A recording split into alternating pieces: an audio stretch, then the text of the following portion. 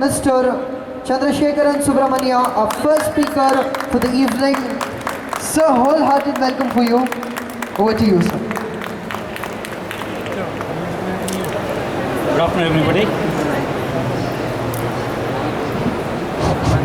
Okay, good afternoon. I see quite a few people out here. How many of you are running for the first time? First time 10K. I don't see not many hands up here. Right, all of you might have practiced for the last few weeks. I'm not going to give you some tips on how to go about training. You already done your hard work. Now you come to the last week. This is not the time to do something new. But still on the race day, there are a few things that you need to remember, or the last week before the race, what are the things you need to do. Everybody wants to go and achieve a PB in a premier event like a TCS 10K. So what is your target time? Let's say somebody is starting new, has a target time of 60 minutes. So how are you going to achieve that, or how are you going to do better than that? A lot of people go into the race, and when they come back, they may not have achieved what they wanted to do for various reasons. So we want to just address the pitfalls so that you are aware of it and you know what to do about it. One of the main thing that I see often is people starting too fast. When you're in a race, you might get carried away when you see a lot of people starting at a faster pace than you, and you also start running very fast, and within the first kilometer, you're more or less, your race is over. So you just run as an individual. You're not racing against anybody. In all this 15 to 16 weeks you might have practiced, you already know what's your ability, how to start and how to end your race. So just stick to that plan. Don't go and try to compete with somebody right at the beginning itself. That's one of the major mistakes I've seen most of the people doing. The moment the beep goes off, they are running at the breakneck speed, and after a kilometer, they just done. Second thing where I talked about is the target. Let's say your target is 60 minutes. Then all of us know we need to cover every kilometer in 6 minutes. So what do? You run the first kilometer 6 minutes, second kilometer 12 minutes. But if it is not 12 minutes, you suddenly panic. Or if you're done, let's say in 10 minutes, you think, oh, I'm running too fast. But that's not the reality. All this, every kilometer in 6 minutes you can do only if it's a flat circuit. But when you're running on a road, it's not the same. You have uphills and downhills. So you need to be aware of the route. That's why we have a lot of these trial runs. If you're still not gone around and seen the route, it makes sense that you go around, have a look at the route, find what the elevations are. So because of the elevations, your speed may not be consistent across the 10 kilometers. So if you run the first kilometer slower, don't be worried about it. As far as the TCS route itself is concerned, the first kilometer is a climb. You definitely can't meet your target in it. But be aware where the slopes are. Wherever it's down, you need to run faster. And just because you've gone faster and you're within your time limit doesn't mean you're achieving your target. So you need to plan your race. Go around, have a look at the route, plan your race, where you're going to run at which pace. That's very important. Don't keep looking at your time and get nervous about it that I'm not meeting my target. Okay? The other thing is the hydration. People get too much hyped about hydration. Yes, hydration is important. But in a 10K event, on the race day, I don't think it's a big deal. It could be for a half marathon or full marathon, but it's not a very big deal on the race day for a 10K. But I would say start your hydration today. Through this week, I would like you to keep hydrating, which means, let's say Enerzol, you keep sipping, whatever your Gatorade, Enerzol, whatever you prefer. Keep sipping through the day so that your muscles are saturated. If you drink in one shot, it will go out in one shot.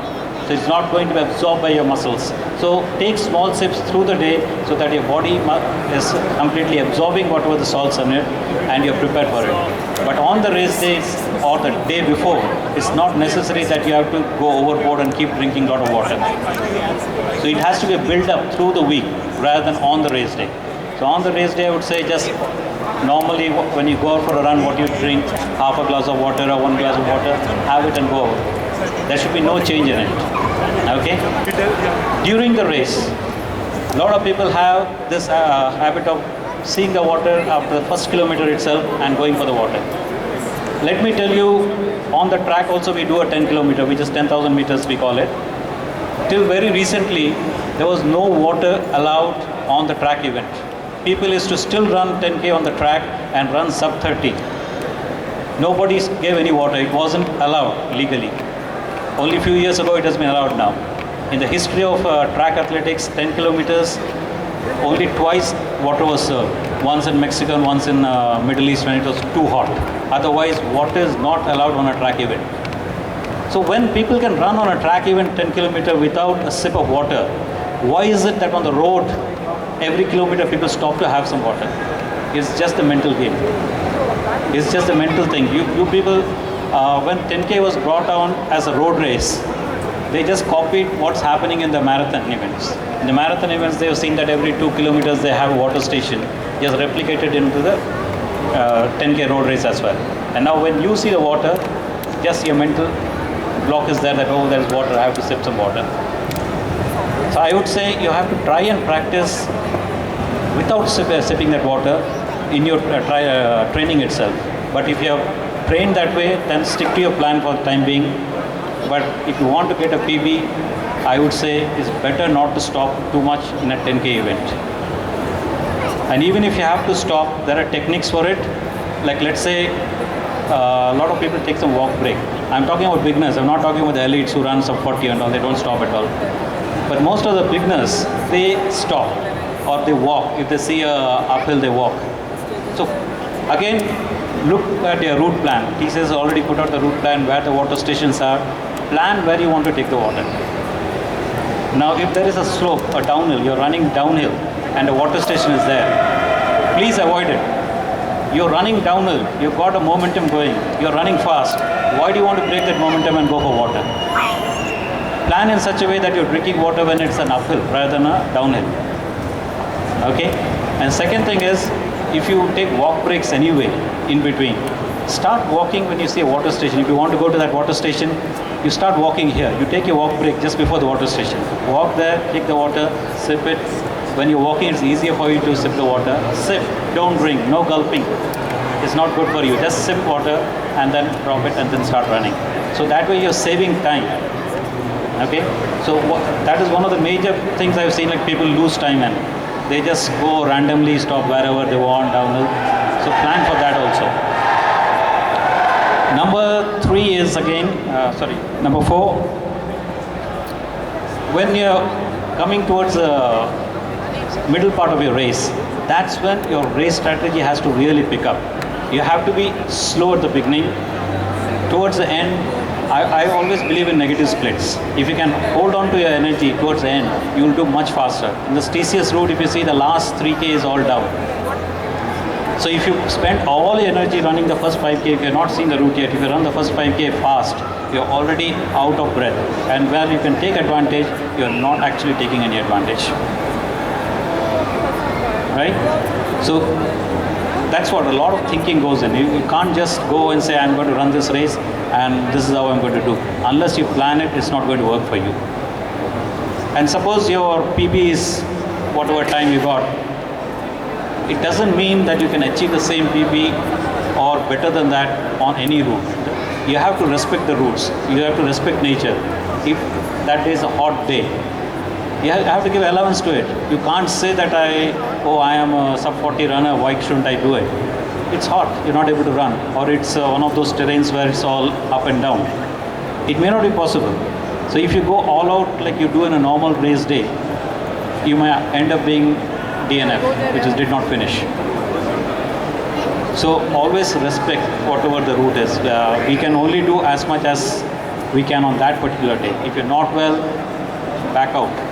Don't try to go just all out and try to achieve. But yes, if you want to achieve a PB, as I said, first thing is your hydration, plan it well in advance. Number 2, check out the routes and see where the advantage points for you are, where you can run fast and slow. Nutrition I didn't talk about, right? Nutrition is other thing. people go about saying that carb loading, that is a lot of things going on. Yes, it's true. If you're loading protein at the moment, go on. Last 3 days, stick to carb. Not much of fiber. Fiber, again, there are two types of fiber, right? Soluble fibers and insoluble fibers. Stick to soluble fibers, but avoid fibers as much as possible the day before the race. On the race day, please have something in the morning which you normally do on a practice day. Don't try anything new. Don't wear anything new. Everything should be what you already used. You know what it is. Whether it's your shoes, whether the t-shirt you're wearing, your shorts you're wearing, please stick to what you're used to. Don't go for something new. Okay? And in the morning also you have to eat something, but eat what you plan. Don't go and just say because that person who was one eats this in the morning, so I'll have that. Okay? Anything from your end if you want to ask me. I'm open to answer questions if I have not covered anything. Yeah. Okay. As far as gels are concerned, yes, we use it for half marathon and full marathon use because your BMR, a normal person's BMR is anywhere between 1600 to 2000. That's good enough for you to run for 40 minutes to 50 minutes. So a gel comes in only after that. I'm not a big fan of gel. But yes, you can use a gel if it is not for 10K, but beyond 10K you can use it. And the other thing is paces. A lot of people are too much into like saying, okay, I want to achieve a 60 minutes, I want to achieve a 55 minutes, and they look for the pacer and run with the pacer. Sir is himself a pacer, but I differ about pacers because when you're running with a pacer, you're not running in your own rhythm. You have to run in your own rhythm. Now, if I suddenly start running with a stranger, I'm trying to match his rhythm or her rhythm. So I might burn out myself. So I prefer to run in my own rhythm rather than following somebody. But if you want to have somebody as a pacer, please practice with him or her at least for a month. You cannot go on a race day and suddenly fall in line with somebody running at a particular rhythm. It doesn't happen. For me, at least it doesn't happen, and I don't know, Venkatraman sir will differ with me. He himself is a pacer. So that's my take on it. Thank you. Any questions? Right, thank you so much, Chandrasekhan sir. Ladies and gentlemen, if you have any questions to be asked, you can get the expert advice here. Anyone from the crowd, if you have any questions, please put your hands up. Yes, sir. I will ask a few questions. Some points that you didn't, cover. You talked about hydration, and the topic is how to get your best 10K. Most runners, first-time runners or beginning runners, often ignore the aspect of how to control their bladder. So because in 10K you really shouldn't have a toilet break at all, correct? And a toilet break can eat into your timing, correct? So what is your strategy, what is your recommended strategy for people to not have a bladder issue during the run? What I normally do is sip water at least 1 hour before, and just about 30 minutes before the race starts, I use the toilet.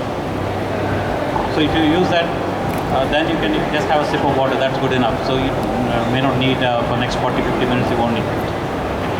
So, but you make sure that you use the toilet at least 30 minutes before your event starts. Good.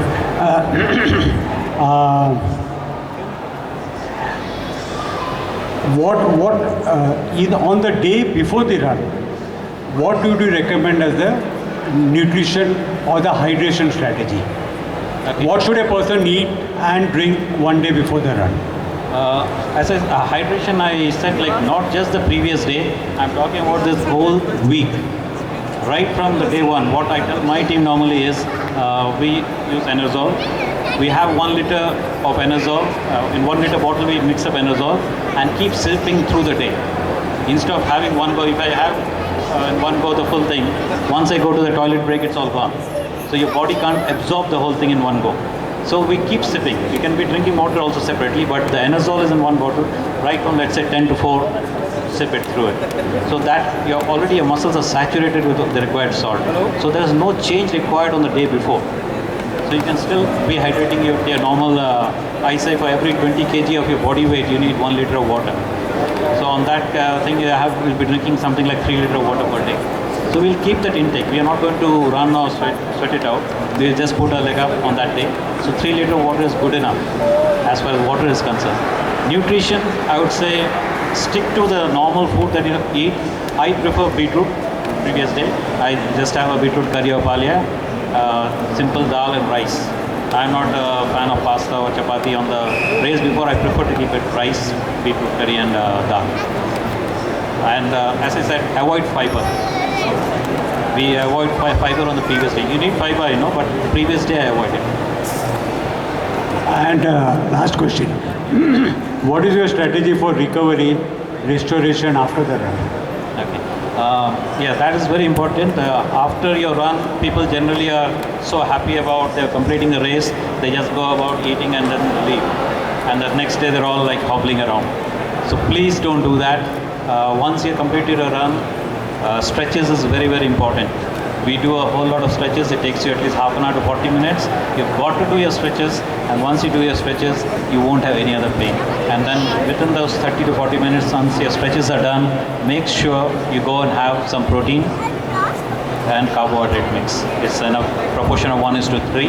You have to have something. Last question, which I'm sure many runners would want to know. What about alcohol after the run? I've seen the end of a London marathon person really being happy, just walks into the pub, gets a Guinness drink. So I'm sorry, it's not one of the good things to do immediately afterwards because you are totally dehydrated. Yes, but if you're settled in your home, you can have it, but not outside. It will just throw you down straight away. Thank you. Thank you. Any more questions? I would request Brojan to come and please do a gift of honor to the speaker on behalf of ProCam. Come, Brojan. Come.